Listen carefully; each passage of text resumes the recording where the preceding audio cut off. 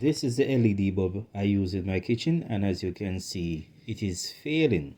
But instead of simply replacing it with a new bulb, I decided to conduct an experiment to determine what effect it would have on the longevity of the bulb. In other words, would it reverse the flickering or was it too far gone? Anyways, I decided to remove the diffuser and then reinstall it into the enclosed enclosure. This was left to run for at least 1 week. I also ran a similar experiment with this LED bulb that was in the hallway.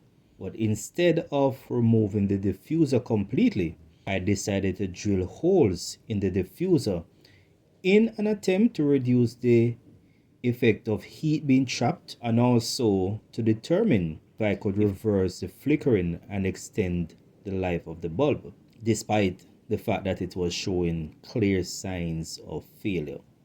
The bulb was then reinstalled into the enclosure.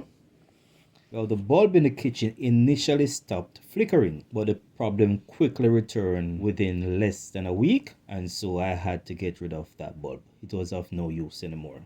Next, the bulb in the hallway. That flickered initially after being reinstalled, but surprisingly, it has worked perfectly since then, and it's been over a week since I began the experiment with this bulb.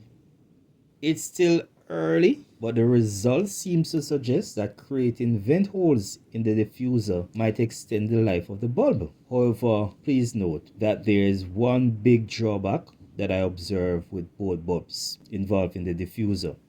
Any modifications made to the diffuser will distort the light output and will not allow for even dispersal of the emitted light. Now I promise I will provide further updates to indicate how long the hallway bulb lasts. As always, remember to like, share, and subscribe to my channel for more content.